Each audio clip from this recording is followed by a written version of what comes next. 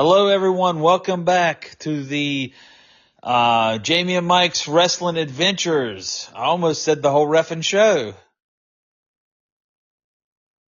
Are you there, Mike? I am, buddy. How are you today? I'm good. I don't know. I was in whole reffing show mode for a second. I guess because that's what I am. I'm the whole reffing show. So You're something, but I don't know if you're that. I'm Mr. 2020, buddy.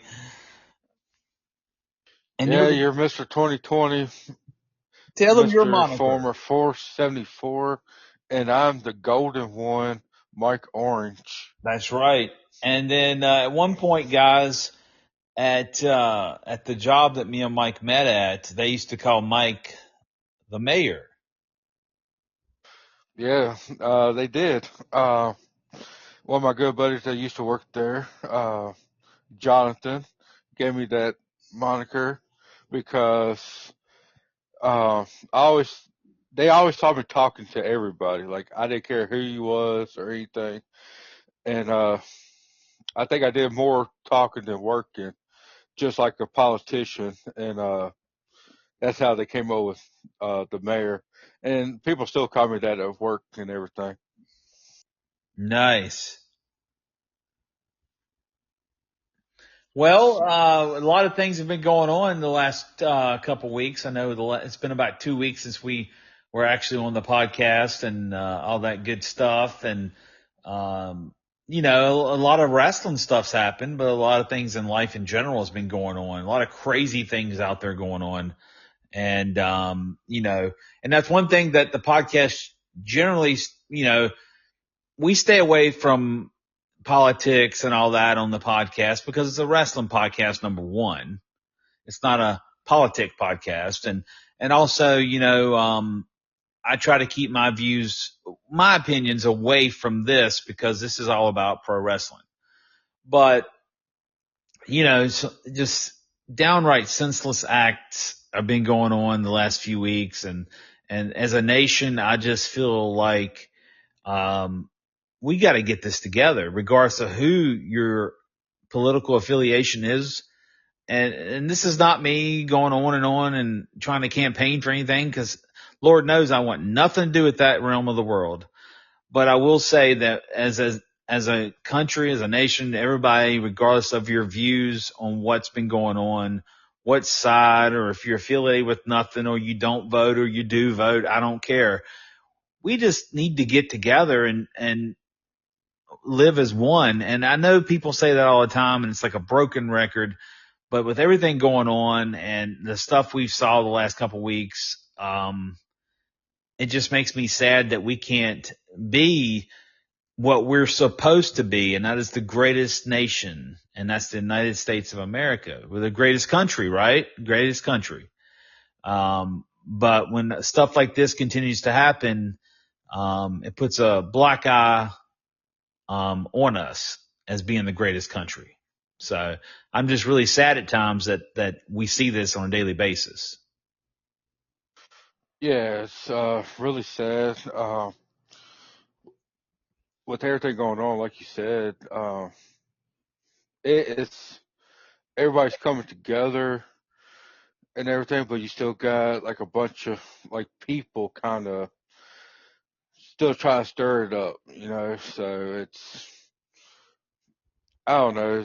We just need uh, to try to step forward in this country. We need to put God back in this country, and just do what we need to do. And like you said, and that's become the greatest nation once again, because the greatest country don't have all this dividing and racism and all this stuff up in it.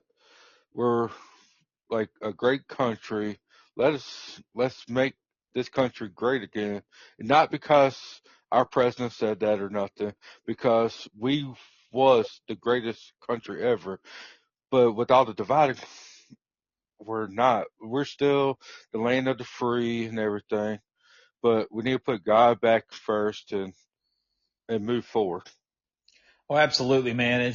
It's just one of them things, and I'm not going to stay on this very long. I just want to put a message out there that for me, um, I try to give everyone benefit of the doubt, and I have a lot of good friends and a lot of great family, and I love each and every one of them with my heart. And when I meet people that I'd never even known my whole life, I meet people, I treat them with respect because we don't know what they're going through, what their mindset is, and you know, they may be having a bad time in life. So just be kind to each other is my main message here, and because none of us know what we're going through, whether it's financial, whether it's a death in the family, it's upsetting, someone's sick in the family. We've all been through it. It all sucks. But at the end of the day, you just being nice to someone else, even if you don't even know them, why be miserable? Why be disrespectful to someone you don't know to bring them down? Because they may already be down at a level that's so low that you treat them like crap that they go to that next level that none of us want to see happen. So anyway, long-winded sometimes. I know I get that way, but everybody, if you're dissatisfied with anything that's happening right now, just know, work together as a team and have the greatest country again, because there's no reason why we can't everybody get along regardless of your political views or whatnot. There's no reason to have hate in your heart. No reason at all. And with that note, Mike, unless you got something else to add, we'll move on to some wrestling talk. Yeah, let's move on to some wrestling. Okay. What do you got for us? I know there's been some news going on recently. What do you have that will interest me? Well,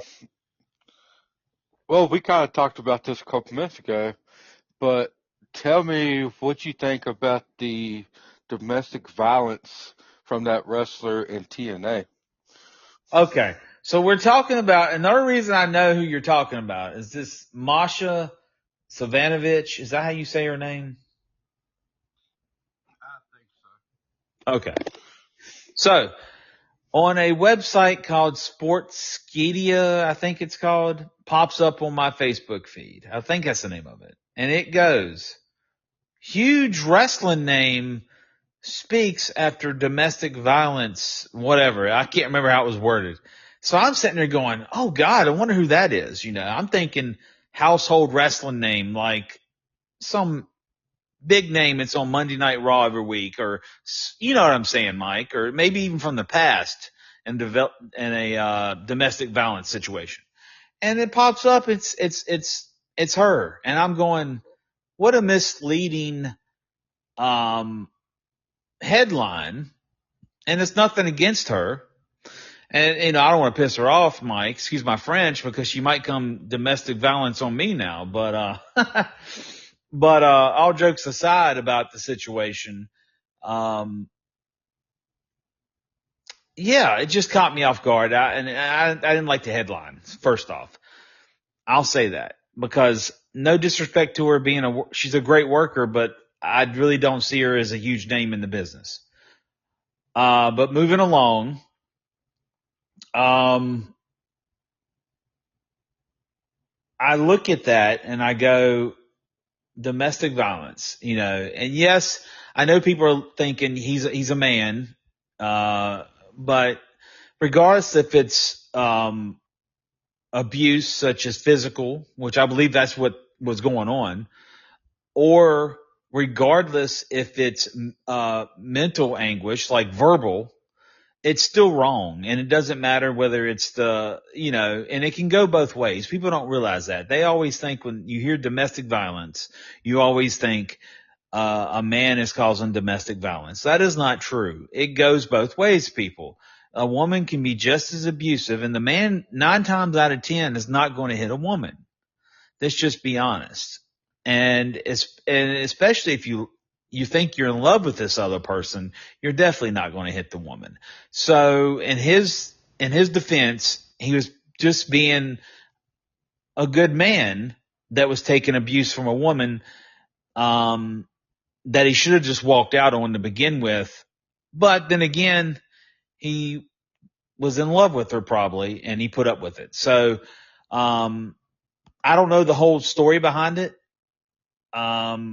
The only reason we're talking about it is because it is wrestling headlines in the last week or so, I believe. Few days probably. And I'm glad you brought it up because, like I said, when it said huge name in the wrestling business, I was caught off guard. I was looking for something different and I didn't get it. But I do not condone domestic violence regardless of who it's coming from. Do you know any more into that story? First off, is there any more details, or is it just what we both have read? Like, and the gentleman in question, what is his name again? Akiri, is that right? I think so. But like you said, like when I saw the headline myself, I thought it was like how it sounded like a big name male probably did it to like a woman, you know? Yeah, It's yeah, just exactly. like it was just, but like you said, it was very misleading. Uh, And but either way, like you said, I don't agree with that. Like, if you love somebody, you're not gonna do that to them.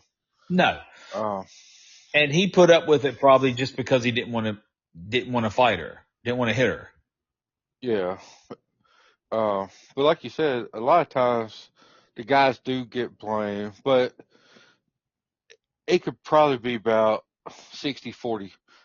Like about 60% of the time, maybe men do that to the women, and 40 probably to the men, but you never really hear the women doing it and Right, stuff. right. Uh, Unless they're like a little bit got name out in the public like she did. Uh, She's a huge star, so yeah, huge. Which she probably needs to go into the Hall of Fame, in my opinion, because she's such a huge star. oh yeah, yeah, absolutely. But yeah, I don't I don't really like the whole domestic violence thing. Yeah, Yeah, I and no disrespect to her well, I know we're making jokes about it. No disrespect to her about being a huge star. It's just the headline was horrendous, and that's on the news site, not her. And I'm not taking nothing against her abilities. I've seen her work. She's a good worker. Um, but I don't see her as a huge star, and there's nothing wrong with someone saying that about somebody. Um, it is what it is. But anyway, anything else? yeah, talk about how huge of a star she is, and she needs to go into the Hall of Fame. Let's talk about the TNA Hall of Fame right now. Let's do. And what was it, like a week or so ago? They said Mickey James is going to go into the Hall of Fame, and then like last couple days ago, I heard like the Beautiful People are going into the TNA Hall of Fame. Yes. How you feel about that and stuff? Okay.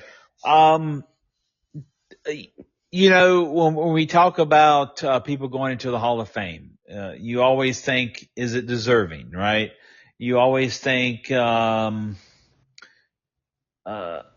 on who they pick, you're always like, well, you always think who's picking these people, who sits down, who makes the decisions.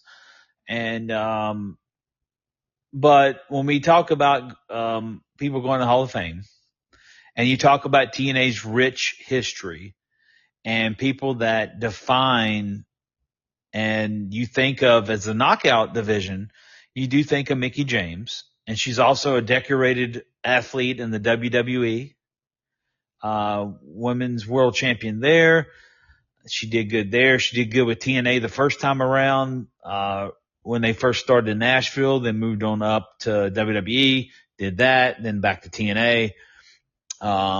So, if we're going to sit there and we're going to put somebody in their Hall of Fame, and it's from the knockout division, she is very, very, very deserving of it. When it comes to the Beautiful People, they were during that heyday of the knockouts division as well. They were very popular with the fans, probably mostly male. But yeah, I think they all three are good picks, being that the knockouts division in my opinion, was the first real division in pro wrestling that showcased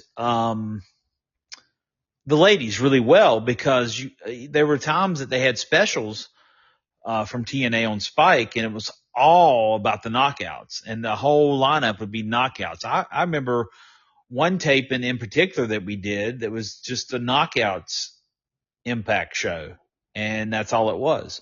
But the knockouts division is what shaped the business and the ladies for today, that moved it along. What, 15 years later, 20 years later, however long it's been since the knockouts division started.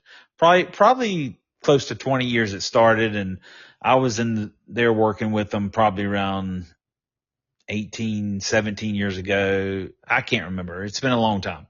But yeah, they're all well deserving. I see nothing wrong with her picks. That's good choices, especially if you're picking from your knockout division over the years.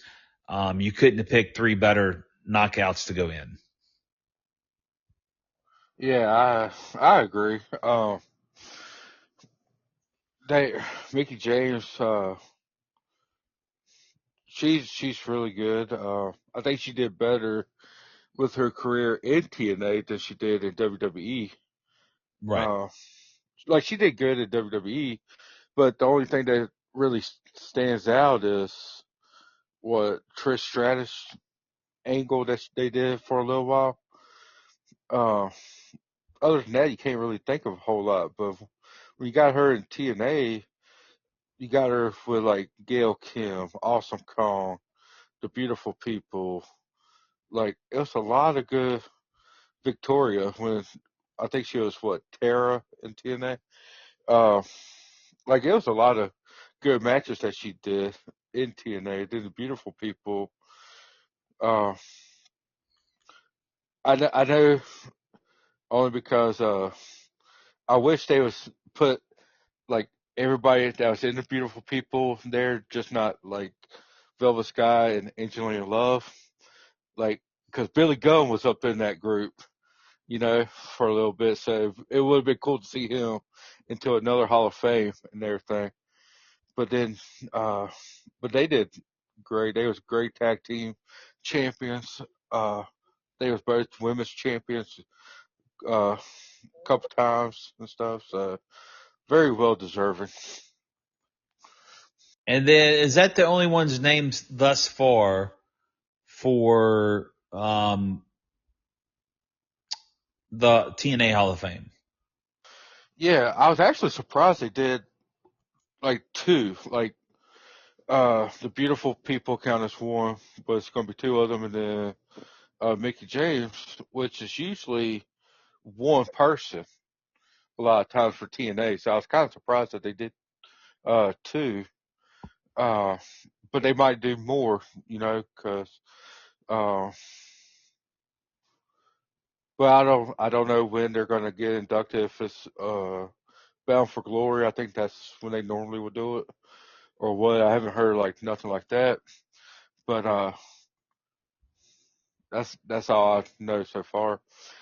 But then WWE did something kind of surprising during the WrestlePalooza pay-per-view. And The Undertaker came out on his motorcycle, went to Stephanie, talked to her. They was laughing and stuff. And then in September, already said that she was going to be the first one into the 2026 WWE Hall of Fame. Uh, why do you think they're doing it so early, like announcing people already? This is quite early, because normally it's not until first of the year, probably January or so. I It's don't know. usually after the Royal Rumble. Okay, so it's after January then. So it's like February. I don't know. Um, I don't know if it's to counteract TNA's mentioning of the knockouts going in, and being that it was all women going in theirs, that they'd announce, oh, well, we got Stephanie McMahon, of the McMahon family fame. I don't know what the reasoning was behind that. Maybe it's the thing because it is a McMahon going into the Hall of Fame. And they're going to make a big deal of it going leading up into the Hall of Fame next year.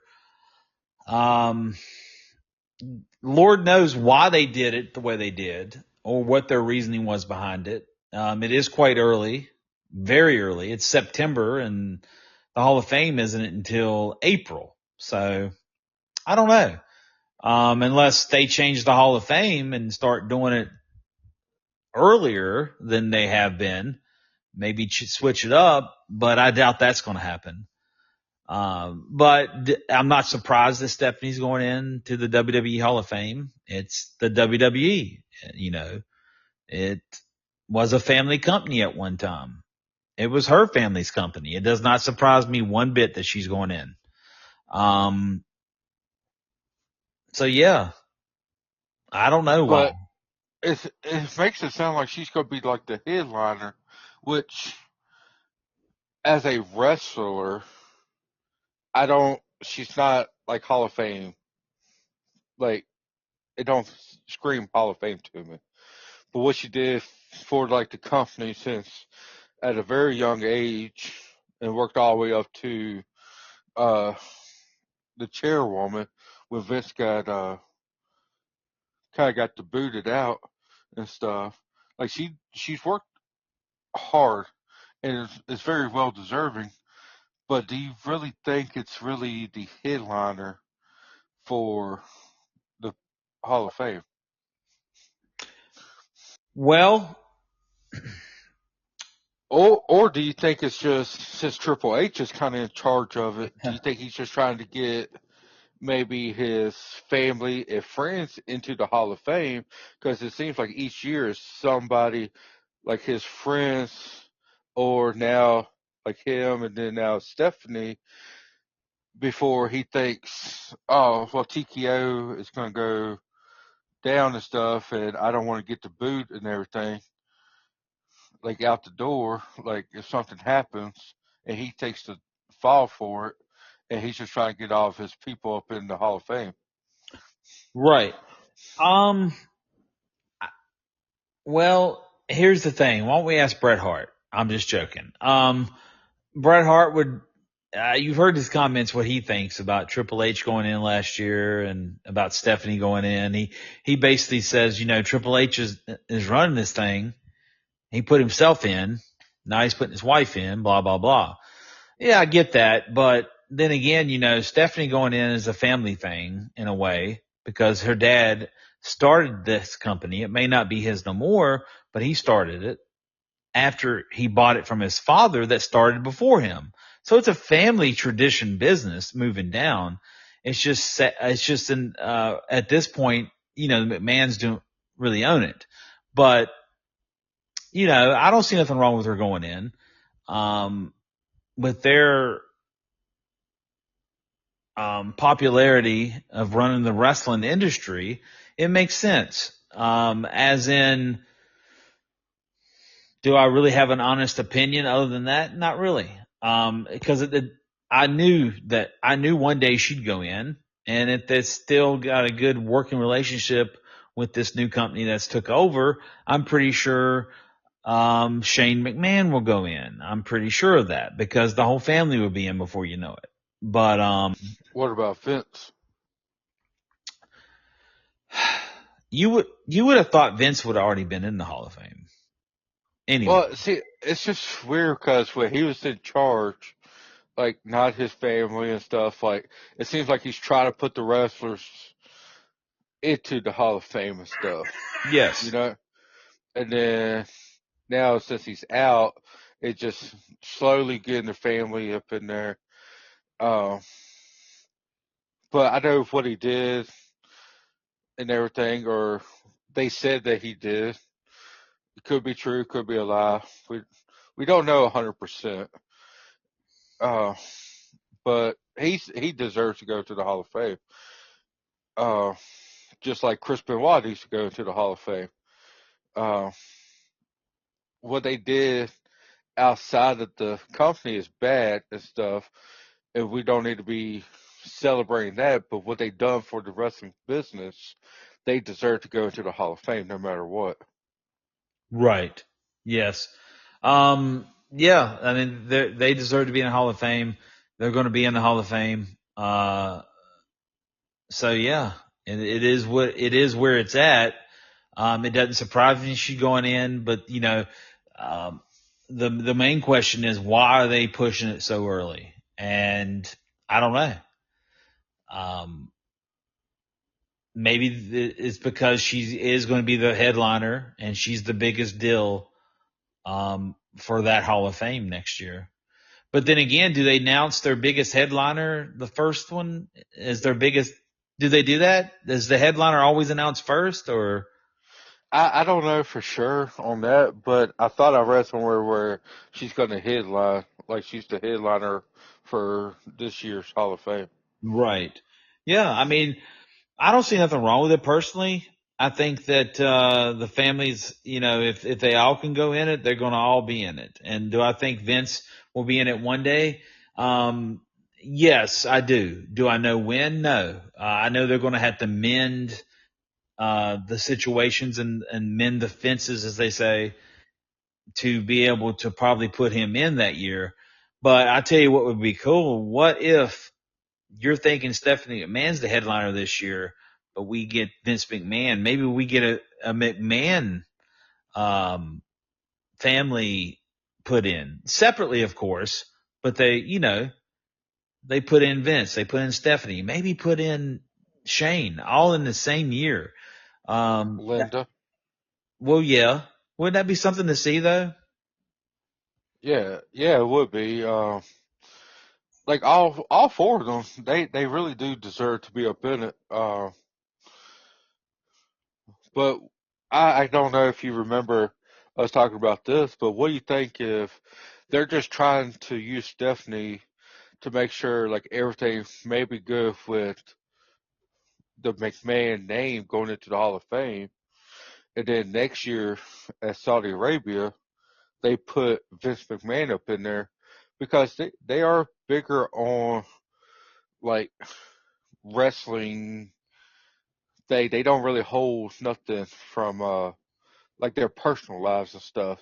So maybe put him in the Hall of Fame while he's with Saudi Arabia because he brought wrestling to Saudi Arabia too. Correct. Correct. Um, I believe Vince deserves to go into the WWE Hall of Fame just for everything he's done for the business. And there's no NF buts around that. And if anyone else thinks differently, you're wrong. We're talking about people that deserve to be in the Hall of Fame, and I don't know your take on this, but and I've said this before, just by wrestling ability alone and wrestling he gave to this industry for so many years on top notch main event matches, and just how much he put in it. Chris Benoit, in my honest, humble opinion, even though he did something so tragic and so horrible, and me in a million years would never do. I know I wouldn't do it, but he did. He deserves the Hall of Fame too, just for his wrestling alone. If you forget about everything the man did wrong, I know it's off McMahon topic now, but I still believe that when you have a Hall of Fame in any profession, any sport, football, wrestling, baseball, whatever it should be, that you go by what they gave you. And if they do something wrong outside of that profession, which this is clearly outside of the profession he was in, he didn't do anything on company time. He didn't do anything in the arena. He didn't do anything. He didn't hurt his family on their time. He hurt his family in personal. And yes, it was wrong. I do not condone it at all. But when it comes to his wrestling, he 100% belongs in the WWE Hall of Fame. And will he ever get it? Probably not because of what he did. But nonetheless, his contributions in the pro wrestling world are next to none.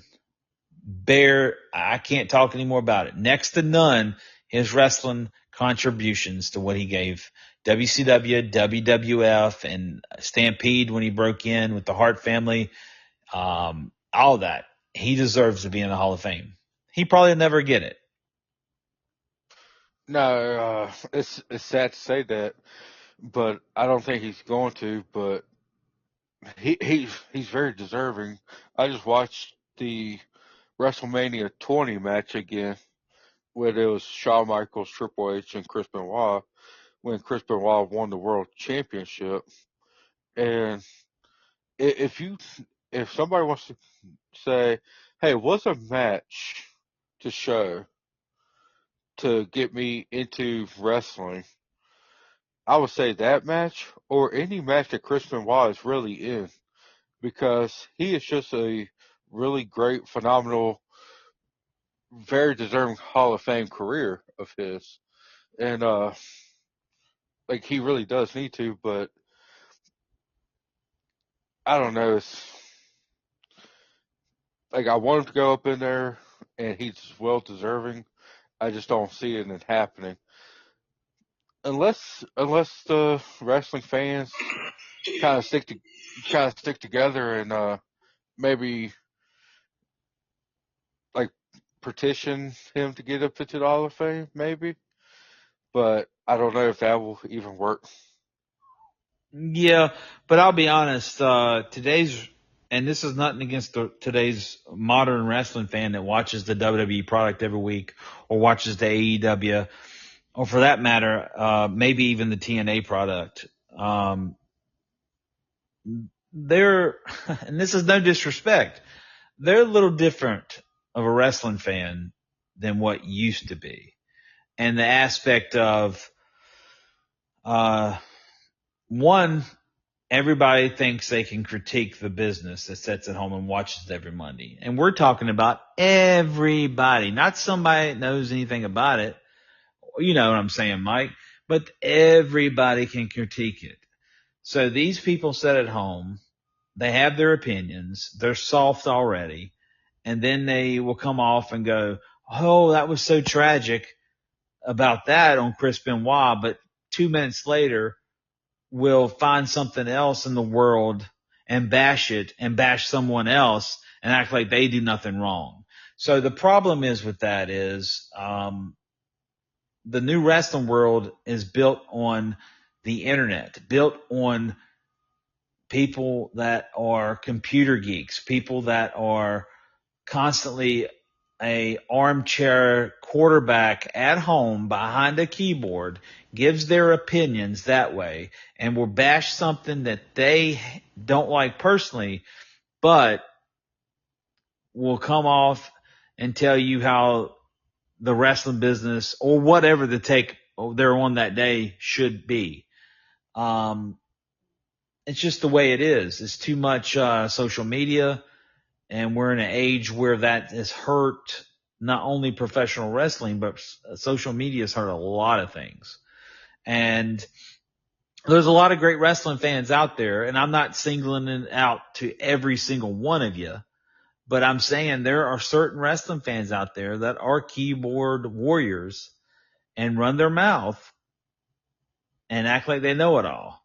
And then they're the ones that are very, and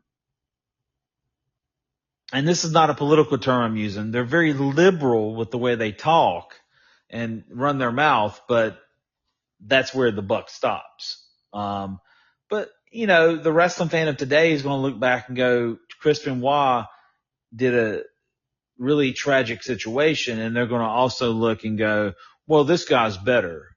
This guy's better. And I look at the guy they're talking about, whoever it may be, and go, are you watching the same match I've watched?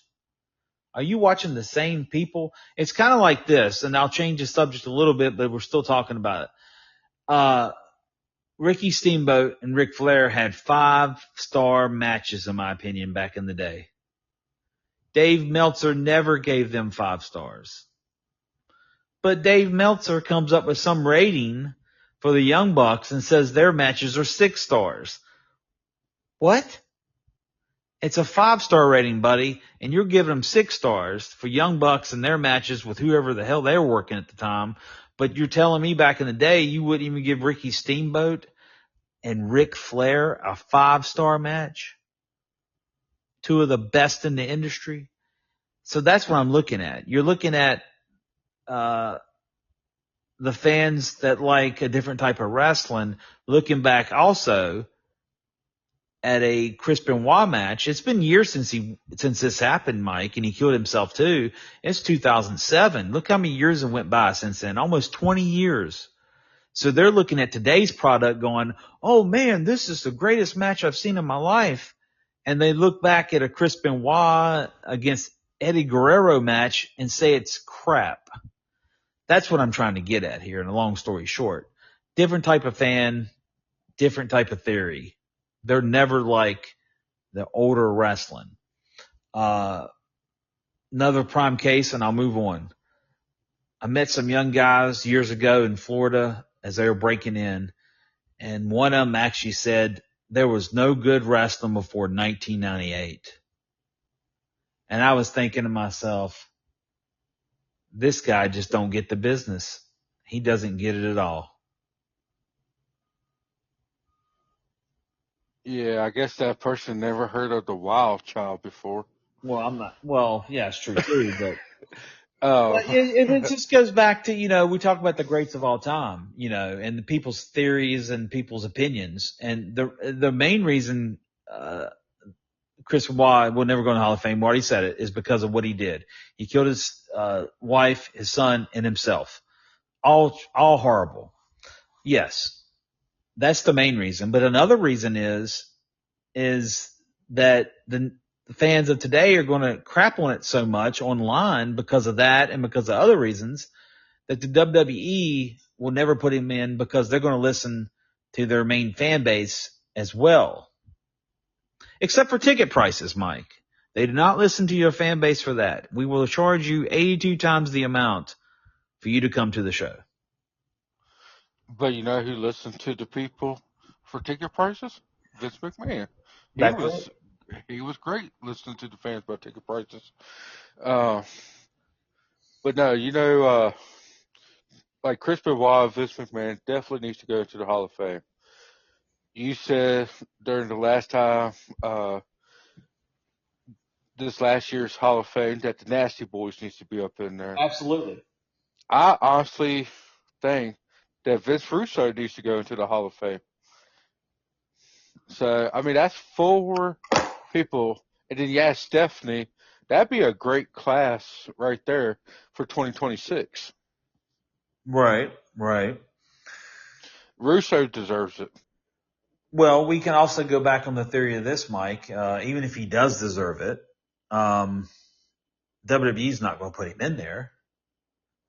See, that's wrong because he's well deserving.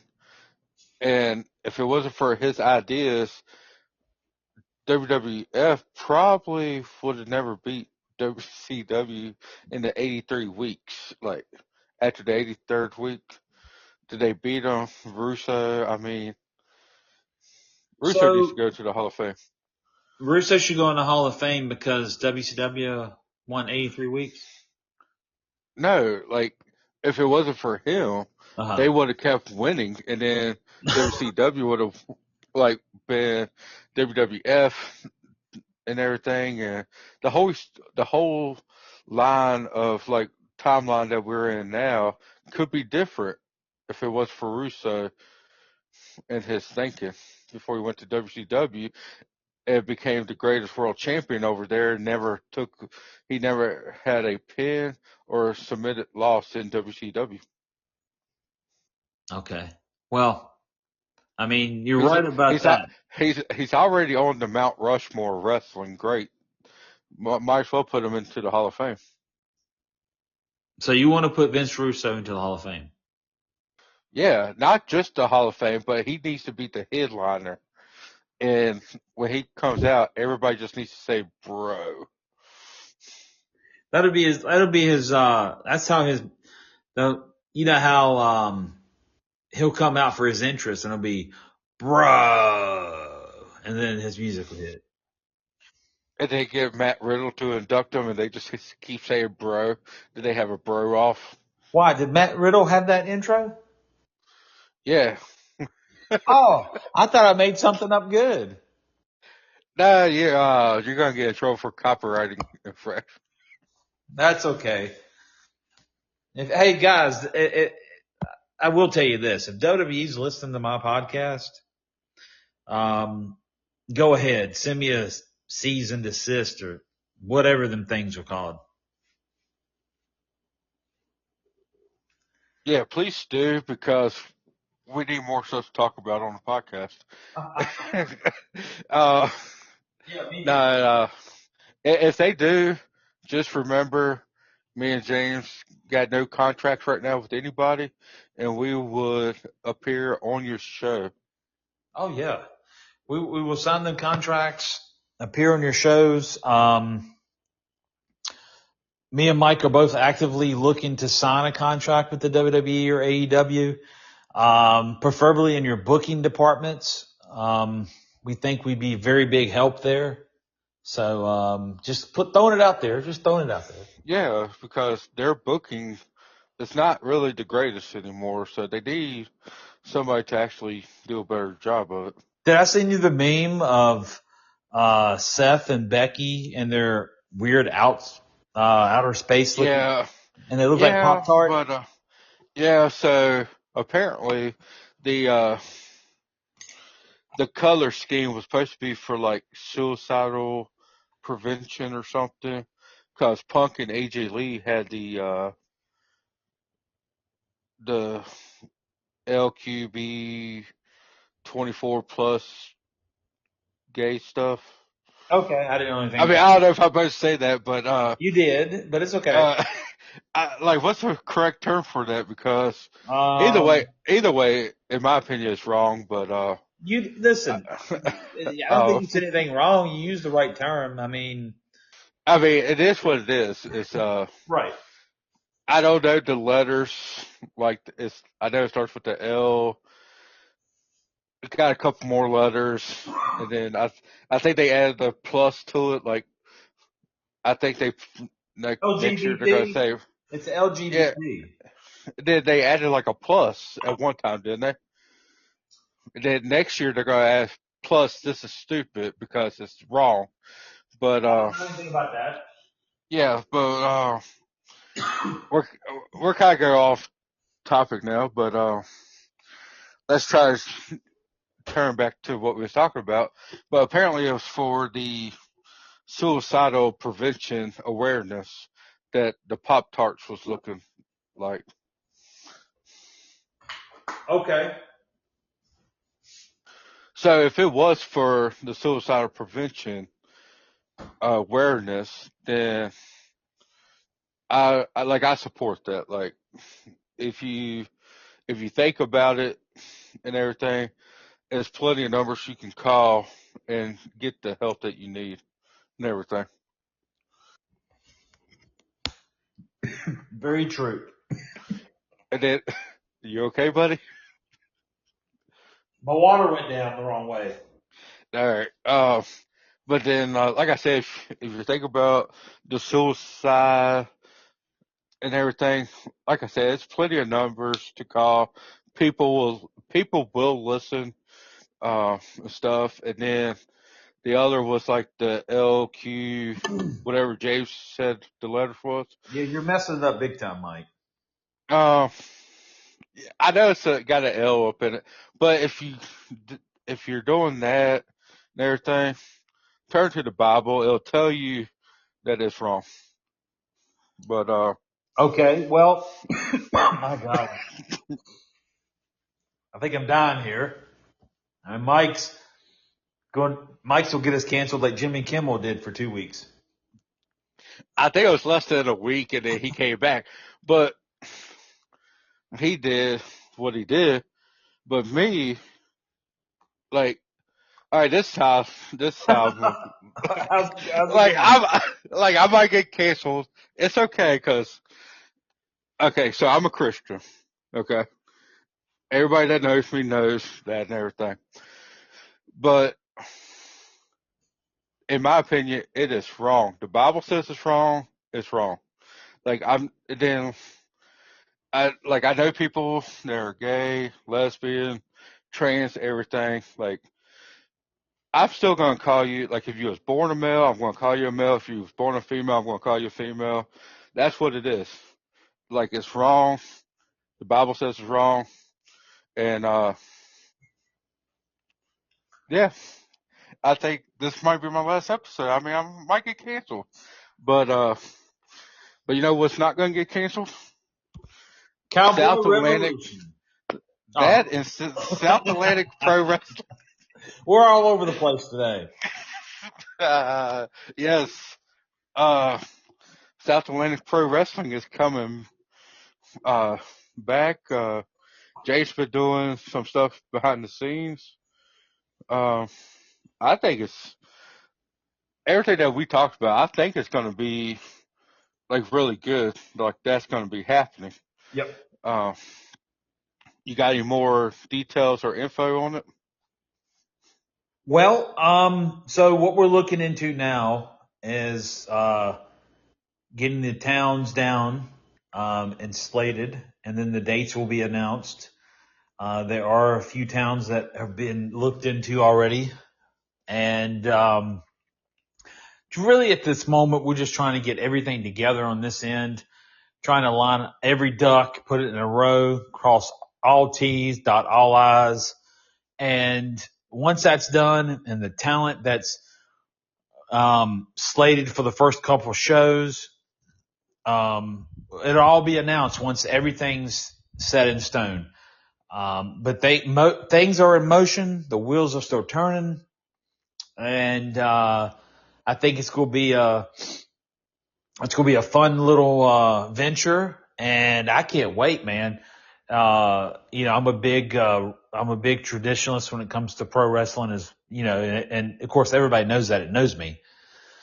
And we're not talking about the Monday Night Wars. When I say traditionalists, guys, we're not going back 25 years or 30 years. We're going back farther than that, and just a big time fan of pure pro wrestling, and not the company in Virginia. But I'm talking about wrestling in general. I'm just the purest of kind. And that's what South Atlantic's going to be. South Atlantic's going to be a throwback and an old school type promotion that, you can be proud to bring your family to. And we want everybody to come out. We want everybody to come out from, every walk of life. Come check out the show. I'm telling you, everybody's going to have a good time. Family friendly pricing will be in effect all the time. We'll have South Atlantic Pro Wrestling merch to buy. It's just going to be fun. And, just initially getting this together and crowning the first champion is going to be the most interesting thing. And I want feedback from the people that come out to the shows and stuff, and maybe get a online community started where the fans can come and say, hey, I had this fun time at the show Saturday, or hey, Saturday I thought it was wrong how blah blah didn't win his match. Tell us what you think. We want your opinions, but all that's down the road, of course. But right now, like I said, the talent's being put together, the towns, the buildings, every formality that you think of that needs to be done in the pro wrestling company to work is happening. And as soon as we get the first few towns booked, and the tournament for the heavyweight championship booked, it will be announced. It will be announced on social media. It'll be announced on the podcast. It'll be everywhere. So yeah, I'm excited. If any independent workers are listening to this now, send your emails to southatlanticprowrestling@gmail.com, and that'll go directly to me. And, I'll read it. Send your photos. If you got video clips, if I don't know who you are, let me know who you are. Send me a promo. If you want to direct it for South Atlantic Pro Wrestling, send the promo directly to me. Or one you've already got. Just get it out there. Who knows? You might be used on our upcoming shows. But yeah, it's coming together. Oh, good. I'm happy that it's coming along.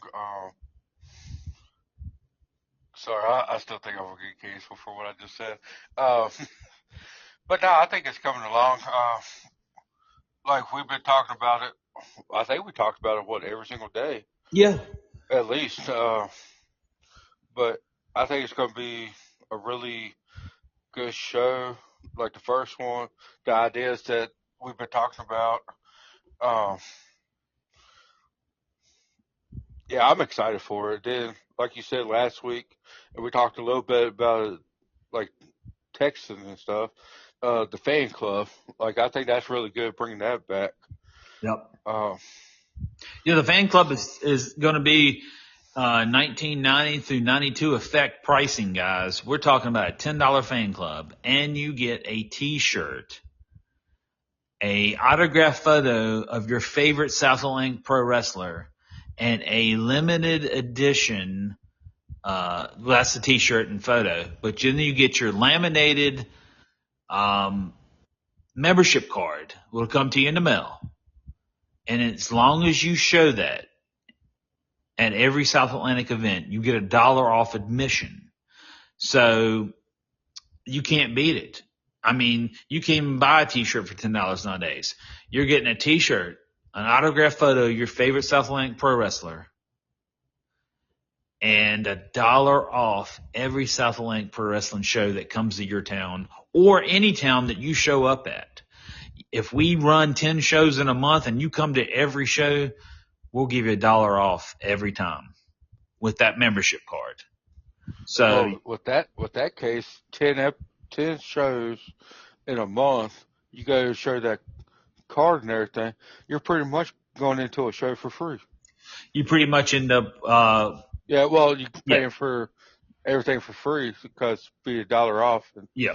yeah, so yeah, that's man, I love the savings. You practically get one free ticket if there's 10 shows in a month and you go to all 10. Yeah, You're right. yeah. It's going to be good, man. Cause when I watch the old episodes and I see that commercial and they talk about that limited edition t-shirt, they talk about that autographed photo of your favorite South Atlantic pro wrestler, and a membership card being sent to you. It's a phenomenal deal. And that will be up in full effect as soon as we get our first towns booked. We will have the information out there for people to send that in and pay it and get your T-shirt mailed to you, your autographed photo of our stars on the card. And yeah, it's going to be a fun time, and like I said, we're going to be running the high school gymnasiums. We're going to be running the armories, the community centers, the VFWs, you name it. I don't know if I said rec centers, but I'll say it again. We'll be running everywhere, and we'll bring it to smaller towns, smaller venues, places that AEW and WWE, the beer companies, will not even come to. But we will. We're coming to you. We're coming back to you.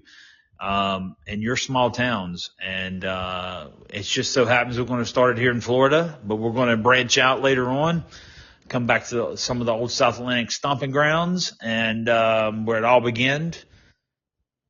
And it's going to be a good ride. And you're going to have some really good talent, really good matches. And we're not going to break the bank. You ain't got to mortgage your house to come to a show. You're going to have a good time. Bring the whole family. So I look forward to bringing more information. But it's coming together. I will tell you that. It is coming together. It is movement. And we will be announcing very, very shortly in the next couple weeks the first show. And that's very exciting to just hear about it. I know we talk about it, but just hearing it like out, like open platform and stuff, knowing that it's coming along, it's very exciting news. Yes, and it'll be on a platform. It'll be on the YouTube channel. South Atlantic's going to have its own YouTube channel. It'll have the show on there. Every show that's recorded will be on there. There are plans on down the road of getting a weekly television show, not just the live events, but an actual television show taped, to give to the people. Maybe a studio type setting. That's still in the first stages as well. But, it's talk of bringing the events to people. Let's say you're in North Carolina, Virginia, and you can't make it to our first shows here in the Florida area. Well, you can watch it on YouTube and enjoy it yourself at home. So, Well, that'd be good because I don't think I can drive 20 some hours to East Mexico to watch a show. it's more like 12 hours to the state of Florida, but I mean, everybody in like the United States calls Florida East Mexico. I'm just kidding, y'all. I love Florida. Never been, but I love like looking at the different stuff, and I do want to go. If I do, who knows? Maybe I'll end up on an episode of the South Atlantic Pro Wrestling. We absolutely. never, with the surprises that we've been talking about, who knows? I might be in the main event. I may not be, but you never know unless you come to a show. Mike may be he may be the head commentary guy on the TV program. So. But it is one thing guaranteed about South Atlantic Pro Wrestling: if I show up, What's that? I will be wearing merch from Cowboy Revolution. You want to talk about Cowboy Revolution? Oh yeah, I was wanting to speak of it earlier, but you brought up the new wrestling company, South Atlantic Pro Wrestling's back. So yeah, I will bring it up. Cowboy Revolution Apparel Company, cowboyrevolution.com is where you go. Go take a look at the hoodies. It is fall weather in most states. Florida, it is still summer. Buy you a hoodie, get you some hats, get you a tank top, they got stickers, they got different things on there. Cowboy Revolution Apparel Company is the place to go. I recommend go check it out today. CowboyRevolution.com. At checkout, you put coupon code JamieT123 in there, and you'll get 15% savings on your order. And I highly recommend go save that 15% once you get done listening to us today. Yeah, the best part is they support the veterans. We support the veterans. The Cowboy Revolution support the veterans, and then South Atlantic Pro Wrestling support veterans and stuff. So, what a great way to go and support them, and then get some merch from Cowboy Revolution, and then wear that to South Atlantic Pro Wrestling. And then, if you don't want to do that, go join the fan club for South Atlantic Pro Wrestling and wear your nice shirt to the South Atlantic Pro Wrestling event. That's true. He is 100% right. So, what else do you want to talk about? Well, let's see here. So, we talked about the domestic violence situation in the pro wrestling business. It's funny that came up, and she was having this problem with the other, with Akiri or whatever his name is. And the last episode, we talked about how Kevin Nash compared the storyline with Becky and Seth with AJ and Punk as being, coming across that way. It's very ironic that real stuff was actually going on, right? And I listened to more of that Kevin Nash video that we were talking about. I actually listened to it. And he had valid points, He also he thinks that a lot of the WWE's characters now are coming across cringy. She was one of them that he thinks, Becky, that is. And I don't know. Here's the thing. I think she's a phenomenal athlete. Phenomenal. She's done some really good stuff. But the moniker, the man, I've never liked that being put on a woman. I'm the man. Okay. What are you saying? I don't understand. I just, If she's the man, does that make Seth Rollins the woman? maybe they're in that kind of relationship and marriage. Who knows? Uh, who knows? I But mean, I'm just asking. I mean, I don't know for sure, I don't know. but I don't know. I've never met neither one of them. I was out of the developmental program at WWE when I was here, when they got there, and I was at TNA at the time. And, uh, I don't know. I don't know. I hear good things about them. I can only go by things I hear when it comes to that, and I can go by things I see when it comes to their professionalism. And, am I 100% completely sold on their characters? Not at all. But then again, I'm a different type of, person in the pro wrestling business. I'm also a different type of fan when it comes to watching pro wrestling. So no, I don't get their characters that much at all. Um, I enjoyed Seth. We watched him live. Me and you went to a live event in Roanoke, and he was in the main event. And he'd come out, and the fans did their music. He does that music thing, and they sing with him and all that, and it was kind of cool. But me personally as a fan, um, I don't get the gimmick. I don't get how it's over. Me as a person that's been in the business and respects talent, I think he's very talented. I think he's very, very good. Even back to when he went by Tyler Black in Ring of Honor years and years ago. I think he's very talented, but as a fan watching him perform as what he does today, I don't get her or his gimmick. It doesn't scream at me and go, wow, I want to watch these two talk tonight for 20 minutes. It does nothing for me. Um, but I also don't want to listen to another CM Punk pipe bomb, as they call them. Has he done one of them in recent years? I don't know. I know the one he did years ago, people raved and raved on. You can't tell me that all yeah, that wasn't still a work, Mike. Everybody says, oh, he dropped a pipe bomb. Did he? Or was it all a work just to get his name out there more? I mean, come on, guys. The pro wrestling. And also, not just pro wrestling, but anything that's on television, I can guarantee you can be a work. So there you go. yeah. If it wasn't for that one so-called pipe bomb, I don't think Punk would be as big as he was. Like I don't think honestly, you're right. uh, but that just like took over, and then he became like a really big star. But like I said, if it wasn't for that, I don't think he would have uh got big in WWE. He definitely probably never went to AEW Yeah. and stuff. Right. But I mean, it is what it is.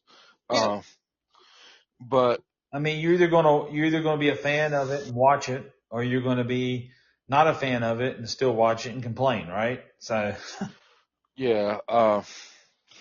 But one thing I saw online, getting away from the Punk, because I don't really like him as a wrestler. I know you don't. Uh, I mean, he's really just not one of my favorites. Like I out of like 50 people in wrestling, he probably wouldn't even make the top 50 for me. Oh wow. Uh, yeah. So I don't know. I probably put like Ricochet up before Punk or something. Oh wow. Yeah, Okay. yeah. I like Punk don't really have like nothing, like so Yeah. especially now since his return, and then when he was in AEW, he just I don't know, just it ain't clicking. Yeah. He's just doing it mostly for his name. But got up on Facebook earlier, and I saw a picture of Mr. 2020.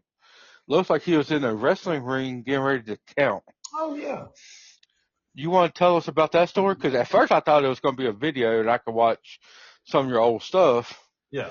but it was just you. Like, was you counting through? Was he going to kick out? Like, what's going on in the picture? So there is a video on that match out there somewhere. I don't have it personally.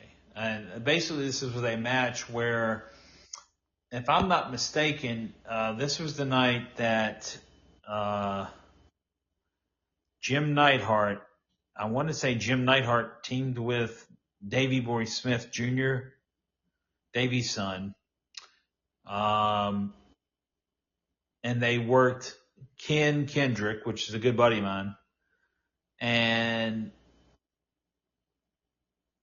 oh man, and with somebody else they teamed. I can't remember who Ken teamed with, but anyway, that picture was the pinfall of Jim Neidhart pinning Ken for the 1-2-3.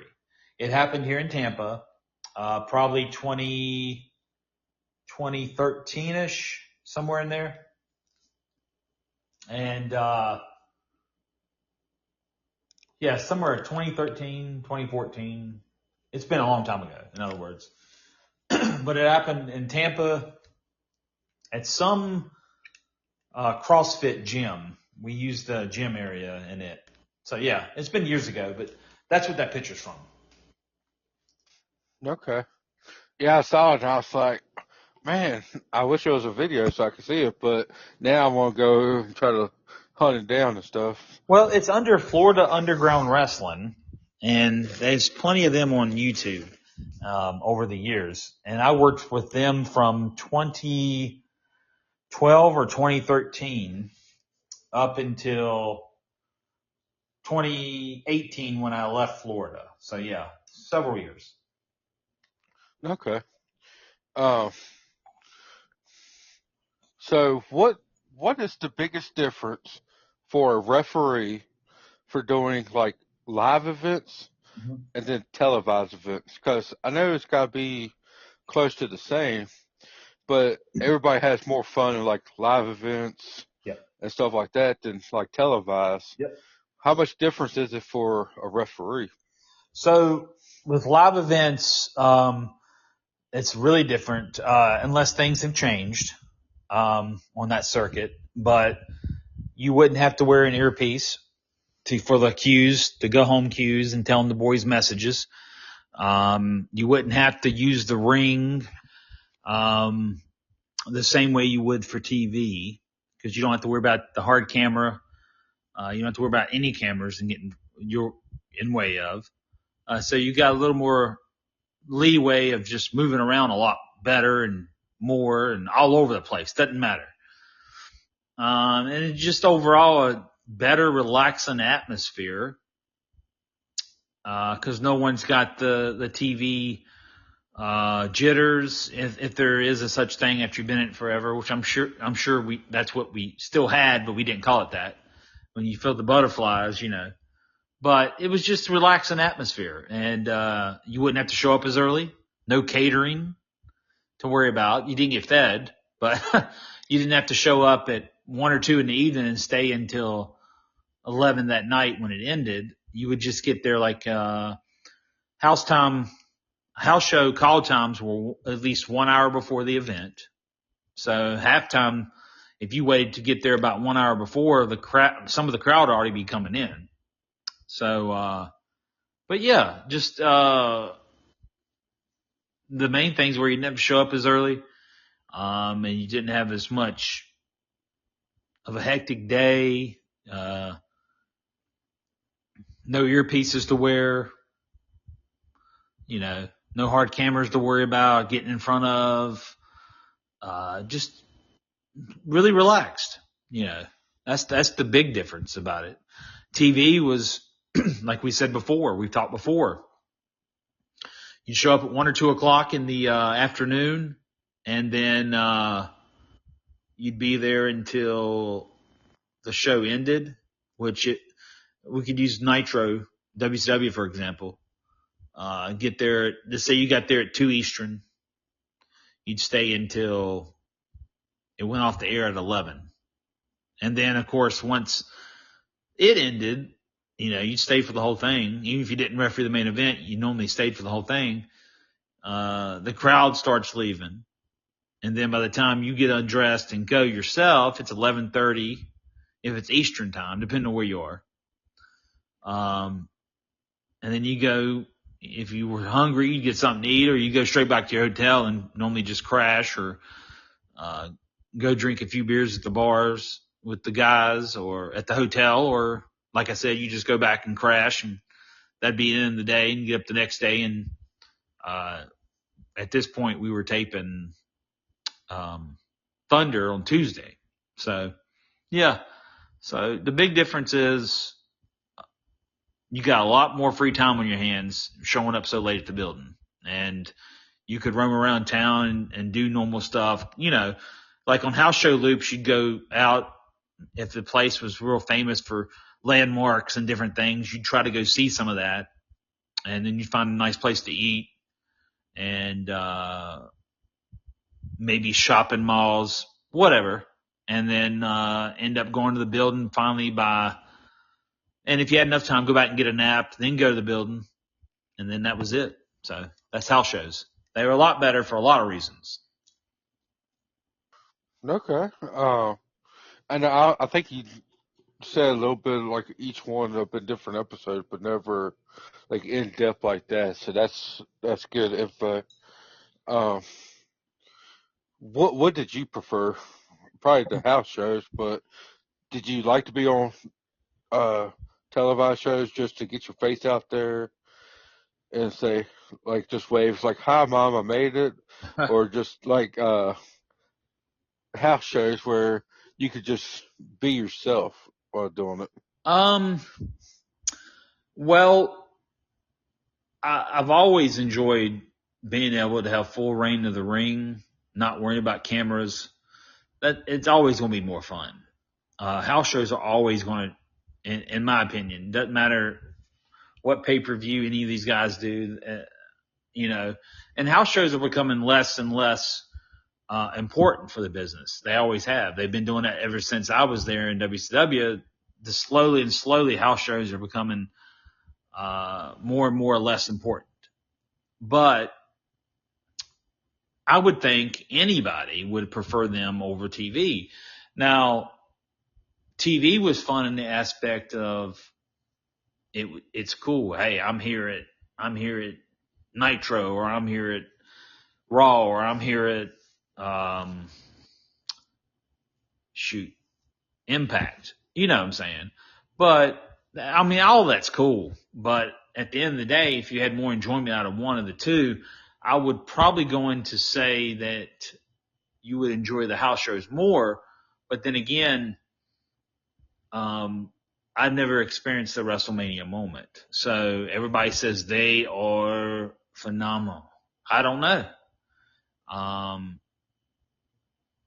So I don't know. I've been to WrestleManias. I've sat in a live crowd at WrestleManias. I've been in skyboxes at WrestleManias. I've been employed by WWE and been at WrestleMania, but I've never been in a WrestleMania. So maybe that would change my whole TV outlook on it all, But I would happen to think that most people in the business prefer the house shows and the leniency you get in your matches sometimes for the boys, because it's not TV. You ain't got to worry about cramming in these spots within 6 minutes of match time. You can actually go out there and you have a little time to play around and do some stuff, and everybody just have a good time. So I would assume that most guys think the same way as me when it comes to having a pick. They would pick the non-televised events over the televised events. All right.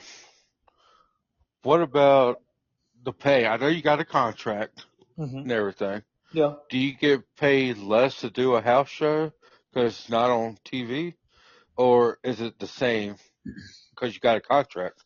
Well, I know WWE does things differently than WCW, and most people know this already. I never got on the road with the WWE. I did some Nitro. I did some Raw tapings for them, some SmackDown tapings, and ended up in Florida Championship Wrestling and blah, blah, blah, right? But, so I don't know about that with them. But I know with WCW, it didn't matter whether it was TV or a house show. My contract was going to pay me nonetheless. what I was promised. I was promised a weekly paycheck, which I got. I was also promised a nightly for house shows, a nightly for Nitro, and a nightly for the pay-per-views on top of the weekly paycheck. The pay-per-views were always paid at a higher rate than the house shows or the regular tapings, but the tapings on Nitro and Thunder and house shows were the same pay rate. So that's how WCW worked.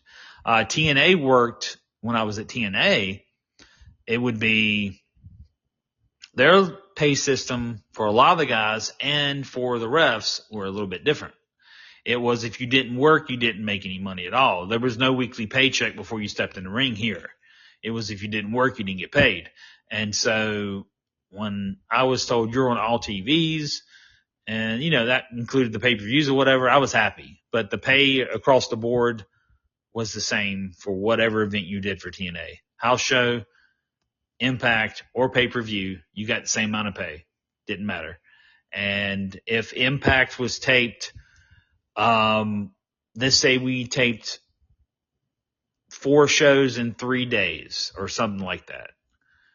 You would get paid for all 4 shows for the next month and then 3 days that week. So you already know what you're getting paid next paycheck, but you're done for that month. The TV's done because you taped it all in 3 days. And we did that a few times at Universal. We would tape a bunch of wrestling shows, but every 2-hour broadcast of Impact that you would be shown on, as long as you were on it, you got paid a nightly wage. So it's kind of cool to think about it that way. You got paid for a whole month in 3 days. You see what I'm saying? So Yeah. Yeah. Which one would you rather? Which pay did you like better? Like pay like WCW, hands down. Oh, hands down. Cannot say one. Yeah.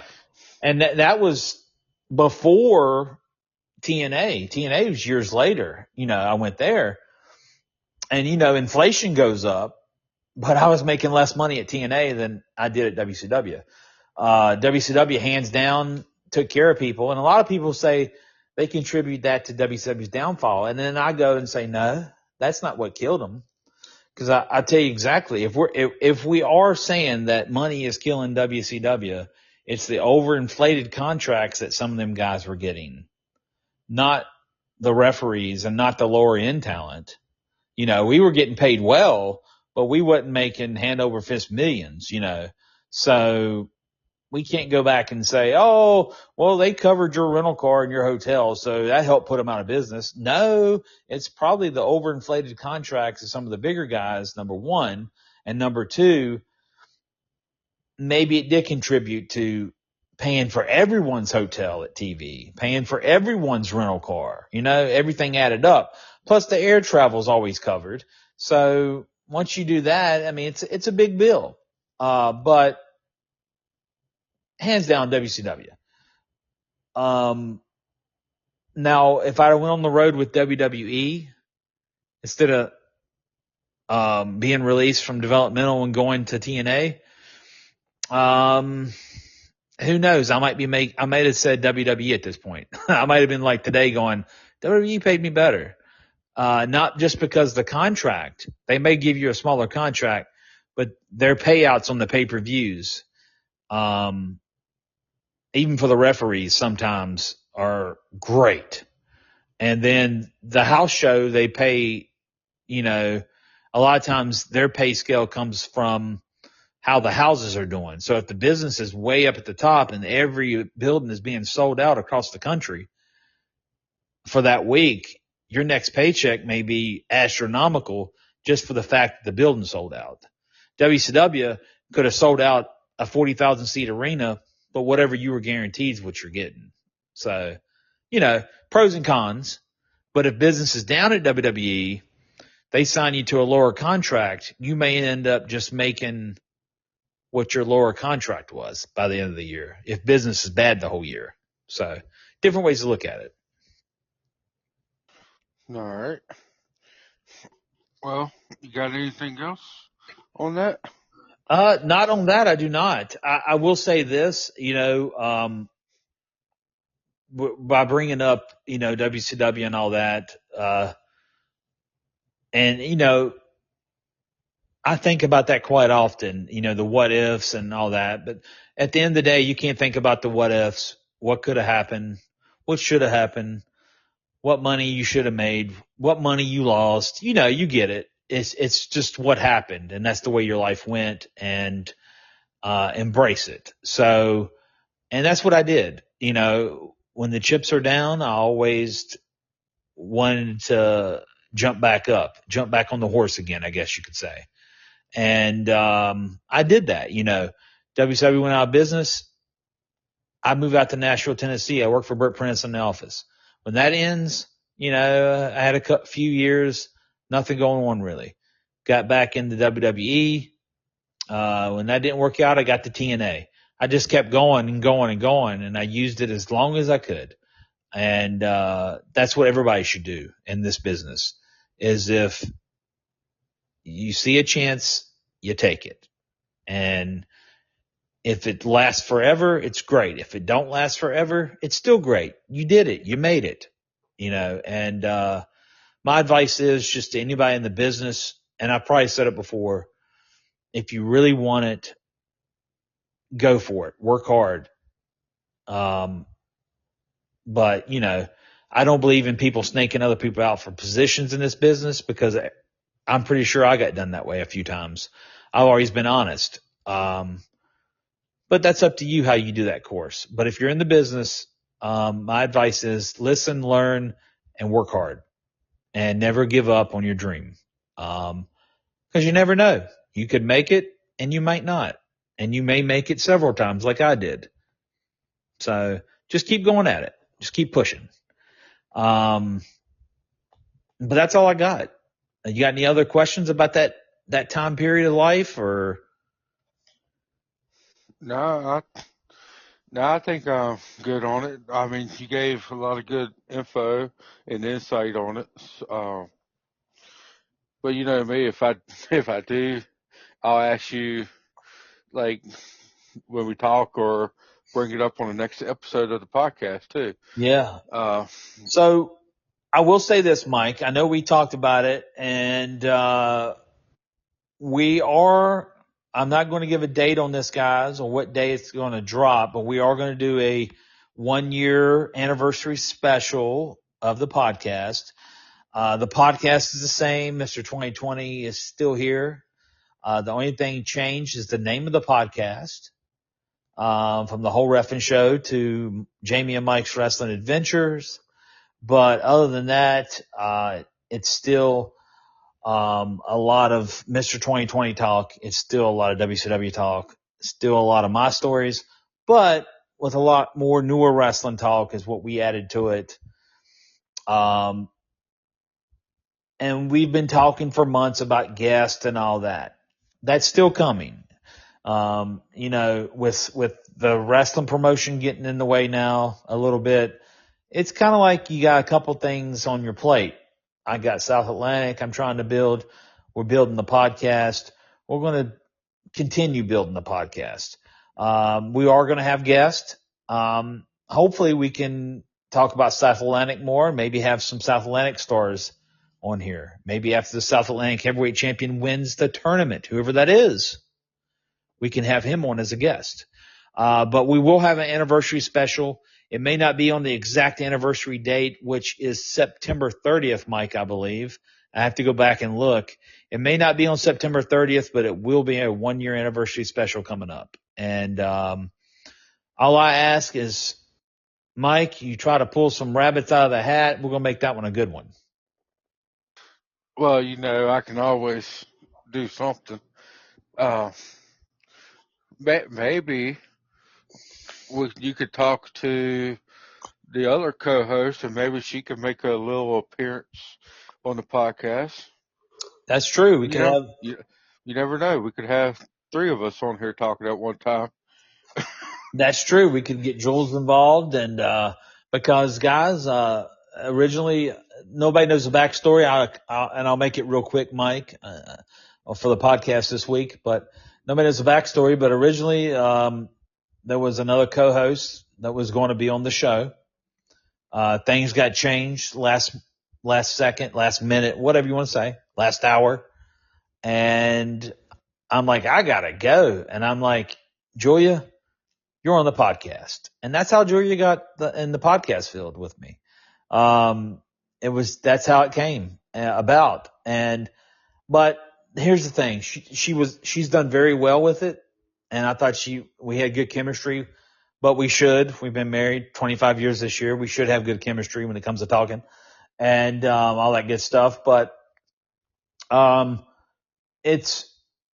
it's really not her forte, to be able to talk about wrestling for 2 hours or whatever. So she wanted to step back, and that's what happened. She stepped back. It was her own decision. She decided herself that she wanted to step away, but she had fun the weeks that she did do it. And I was like, well, okay, cool. And then I know we had joked back and forth about having you on the podcast as a guest, but instead of that, you became a co-host. So here we are. But I am having fun with the podcast still, everybody. It's 1 year anniversary. Different co-host, but same podcast, same fun. And I look forward to looking back a year from now and going, hey, we got a second anniversary podcast, and seeing where we are by that point. Yeah, I'm just happy you put it out there. I did not steal her job. Okay. So make that clear. I did not steal her job, but I've been having a lot of fun doing this. Yeah, it's good that we can still talk about wrestling and we're not tired or bored of it. You know, like we're still passionate about it. We're still talking about it. Like even for Jules, with her not being like really on here anymore, we still try to name drop her like every chance we can on the episode because she is still like she was a great part of the startup of it too. Right. So gotta give her flowers and stuff, and who knows, maybe she'll come back when we do the anniversary, and if she don't want to talk about wrestling, hey, guess what? One time we talked about Elvis still being alive, you know. So when she comes on here, we can talk about anything. That's right. Absolutely. But so we could talk about her career and when she does her runs and marathons. That it wears me out just listening to them. But I don't know how she does a marathon. That's true. Like, Yeah. but she's good at them, and that's what she enjoys doing. So who knows? Maybe she'll come in and talk about that or something. Who knows? But yeah, she's just like James. She's a good friend and everything, and hopefully she'll come back up on here at least once in a while. I will definitely run it by her when I see her later this evening and say, hey, what do you think about coming on the podcast for the 1 year anniversary? And if she can't come on for a couple of weeks, we'll just hold it off, make it a little later than the 1 year, and then just do it then. They have a big time bash or something. But yeah, I've had a fun time today as usual. And the only thing I do want to tell everyone is that the host and co-host do have different views than a lot of you about things. Sometimes me and Mike don't agree on views in life, but that's our views. So keep that in mind when listening. You may not like what I said about Savanovich. You may not like what I say about Benoit. You may not like something Mike said, but just keep in mind that that's our personal opinions, and we're not pushing any personal opinions on anyone else that is listening out there. And we do appreciate you listening each and every week, and we look forward to you listening to us next time. And with that being said, if Mike doesn't have anything else, we're going to blow this popsicle stand. The only thing else I'm going to say is I'm going to say hello, and I love my hot American wife, only because if she listens to this, I want to get some brownie points. That's right. That's it. So, but yeah, don't forget the first episode in October, which should be the next one next week. We're doing the top 10 of TNA world champions. It's our list. Y'all probably not going to agree with some. Some people didn't agree that Russo should have been top 10 of my WCWs. Right. But it is what it is. It's our opinions. And all we're doing is having fun with it. If you don't really know us and you just listen to the podcast, we like to joke and everything.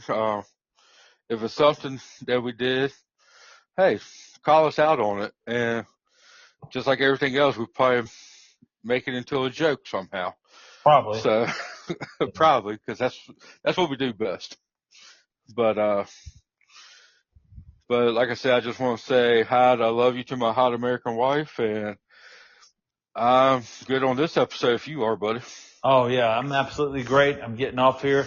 I'm going to go watch some TV or have a beer or do something. And Mike's got some stuff to do, I'm sure. And we look forward to hearing from you guys or you having you listen to us next week.